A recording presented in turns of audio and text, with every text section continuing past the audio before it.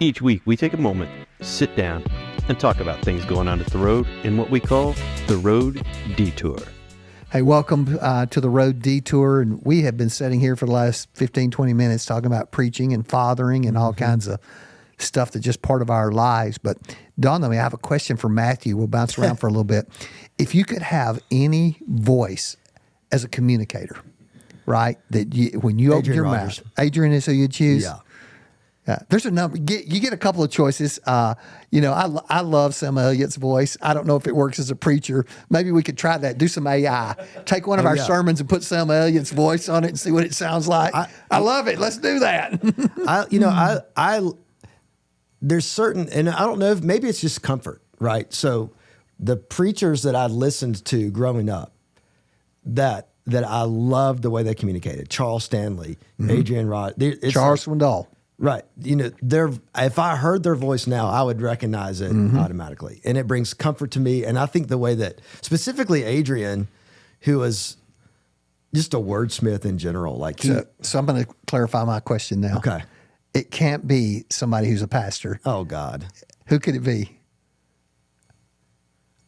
I mean, Jason, who works on staff, he thinks I remind him of Ryan Reynolds. Okay. And so maybe Ryan, I don't know.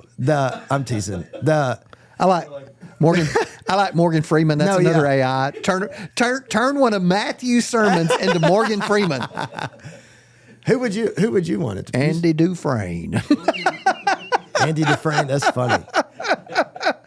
You got to be a fan to know what that reference was to. I like Scottish accents and things like that. Yeah, who was the Scottish pastor that was big? Wrote all the books. Man, he could roll those R's, and I cannot think of his name. Oh now. Yeah, I can't think of his name either. I heard him preach in person a couple of times, and it'd reach out there and get you. Yeah. That seemed inappropriate. I don't know if that was preacher voice. That was a Scottish R roll. Is what that was.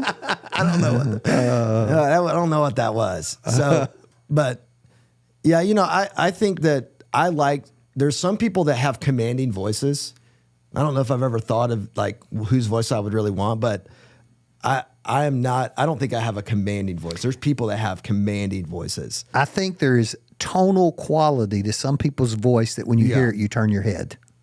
Who was that speaking? Yeah. No, I believe that. And that's just innate. John Maxwell, when John Maxwell talks, it's just like, wait, there's a guy over here I want to hear. I don't know what made me ask that question, but I would love to see some of our sermons changed up with AI. So we'll put the tech department on that. That's funny. Yeah, James Earl Jones. Yeah, Jimmy Stewart. Well. All right, let's get into serious stuff. Man, you got the last sermon in the Live Satan Tells series. Yeah, I'm nervous about it, to be honest with you, because I was talking with a friend, and I feel like the message that I'm talking about is a lie that 90% of Christians struggle with. Yeah. And it's really all about, does our sin disqualify us from being used by God? So when you're getting ready to preach, does Satan ever remind you of your failures in life? Oh, totally. Yeah. Matter of fact, you were saying the other day what you pray before you preach. Mm-hmm. And I don't remember. What did you say? Talking about give us eyes to see and ears to hear. Yeah, clarity. I have found that my go-to prayer is, Lord, don't hold my sin against your people. Yeah, that's a good prayer. And would you speak through me and use me? Yeah. And I feel like it's normally about. Steve Brown prays a prayer similar to that, not worded exactly like that. He's Key Life Church in Florida, Presbyterian, really good communicator, but he prays about his own sin publicly. And I feel like that's just something for me, because I stand up, here we are talking about whatever. And again, my message on Sunday is I really try to draw the distinction that there's no sin greater than any other sin. Sin is sin. Mm-hmm. And matter of fact, and if you've thought about that sin, you still have committed that sin. That's biblical standard right there. Is that what you think in your heart is real, okay?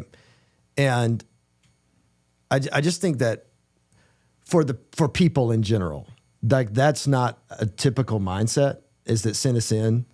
And there are certain sins that some people believe are greater or more damning or worse than others. And it's that mindset that has kept some people from actually living on mission for the Lord. Right. And so that's, I think, so I guess for the message on Sunday and tomorrow, Wednesday, is there are sins that I think we commit before we get saved that we think disqualify us. And then there's sins that we create after we get saved that we then believe are disqualifies. And there is, just to be confident and real here for us, there are consequences to sin. Sure. And yet there's still this overarching reality that God knows every single thing about us, and yet still has us here in this moment to make a difference right now. He doesn't care about Moses being here now or Noah being here now, Peter, the Apostle Paul, even Jesus in the flesh. If that's who God needed here now, they would be here now. But he's got me and you. Dave Busby, he used to say, somebody would come up and say, I know what you did. I know what you did. Oh gosh, I'd forget. And he'd say, what do you know? And they'd say, man, I heard you say something. Or, I saw you did something. He'd go, praise the Lord that's all you know. And there's truth to that, right? Because what people see in our lives always covers a deeper thing that is unseen. Yeah. Well, so where we're kind of ending on the message on Sunday is that there is no sin greater than the gospel. And if we are really looking at sin and the negative, devastating effects of sin, then all of us are disqualified. The reason any of us can live on mission with the Lord and be a minister of reconciliation and ambassador of Jesus Christ is because we have trusted in, repented of our sin, and it's the gospel. Held true to the gospel. Right. Yeah. And so that's good. And so that's really what I think it's controversial because I don't know if I've ever been, maybe this might be the only church of exception that I've ever been in. Every church I've been in, I have heard people say, and I've watched church leadership push people out of doing things. Disqualify them. Yeah. And again, sin is a terrible thing. It's disgusting. But to think that we would ever allow sin to be that powerful in our life to keep us back from what Jesus died for us to be able to do is pretty astounding. And again, that I think most churches, it breaks my heart to see that there are churches that once their people sin, they quickly can shun them versus the heart of the church is to restore them. Right. That, to me, that's been in our BRP, reading through I think Galatians, Thessalonians, of Paul's like, man, you treat people with gentleness, with a spirit of restoration. Well, his whole thing, what was it to wasn't Thessalonians. One of the whole thing was against don't be legalistic like that's Judaizers. Galatians, yeah. Mm-hmm. Don't be legalistic like the Judaizers. Be, trust in the grace of Jesus, right? This new covenant. And I'm excited to hear this message. And I think we have a tendency, I think we all have a tendency to veer towards legalism because it's so easy and so safe. It's default. Right. It is our default. And what makes the gospel such good news is that sin ain't that strong. Yeah. That's good. I'm excited about that. Excited about it. We'll see how it comes out. And we got Easter coming. Yeah. Easter, pay close attention to what we're telling you about Easter. Simply Grace, a 3-week series, Saving Grace, Living Grace, and Dying Grace. And I think that this is going to be something you don't want to make just one Sunday's appearance on Easter Sunday. You're going to want to be a part of all of these messages. Plenty of opportunities. Wednesday night, worship on Wednesday at 6:30, the Wednesday prior to Easter. Last year, that building was full on Wednesday night prior to Easter. Yeah. We anticipate it'll be full again. We've been averaging over 300 people on Wednesday nights here lately for worship. And then Sunday mornings, it will be packed in every service. There are 8 Sunday morning services. Wow. 4 in the main auditorium, 8, 9:15, 10:30, 11:45. 4 in the venue service, which is in our youth area, and they start 10 minutes after the start time of the main auditorium. So 8:10, 9:25, 10:40, and 11:55 in our overflow area. And we're going to just talk about the grace, the incredible grace of God, and how once you experience it, it's the craziest thing. It's like once we experience grace for salvation, we don't realize we're going to need it every day of our life. That's so good. I really hope that you guys will come Easter and the next couple of weeks. If you don't hit all 3 weeks, the truth is you will not get the totality of what grace is, because grace is so much more than just salvation. Have you been with people who died? Oh, yeah. Yeah, I have too. I know you were with your father, I believe. Yeah. I've been with a number of people enrolled as pastor at the moment of their death. And to talk about the grace to die well. Wow. To not be afraid, right? Because fear's part of that. And I've seen some people who spent their life in church be scared to death of death. So to talk about how we face that moment that all of us are going to face, right? And I'm getting closer. Right. I mean, the whiter your hair gets, the more you think about it. And so, not only that moment of salvation, how do we live out the following of Jesus, but then how do we end well? How do we come to that moment of death and have the grace to enter eternity? That's really good.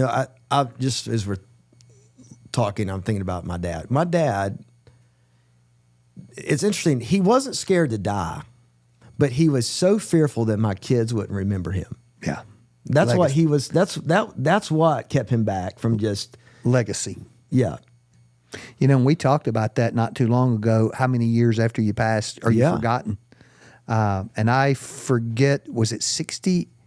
2 generations, people don't know the name. Yeah, they forget your name. Yeah. When we ask people, it's crazy. When you ask people their great-grandparents' name, nobody knows. They know their grandparents. Yeah. They don't know their great-grandparents. Wow. Hey, don't miss it. Man. And bring somebody with you, all right? And don't bring, find somebody who don't go to church, somebody hadn't been to church in a long time. Promise you used to tell people this all the time. You come one time, we won't ever bug you again, because we believe what God's doing here is good enough and exciting enough. If you show up once, you're going to want to come back. Yeah, guys, it's going to be a great Easter. And again, the amount of effort that I really appreciate about our church right now to not just to have a one-time event, but to really have something that's worth coming every single week to, that we can trust that's going to be a transformational process. I know all of us don't want to live our life probably where we are, right? We want better. And the benefit of what I think that you guys, that you're leading us into, is that this sustained, continual effort to be the people that God has created us to be. After Easter series is over, we're going to have a series called Warrior, because there's some things in life worth fighting for. Come find out what they're about. It's going to be, I'm so fired up. I'm so fired up. Hey, we love you guys. And thanks for taking time to watch The Detour. And we'll see you Wednesday, tomorrow night, and as part of Worship on Wednesday. And then if not, then we'll see you Sunday. Love you guys. See you next week. Peace out.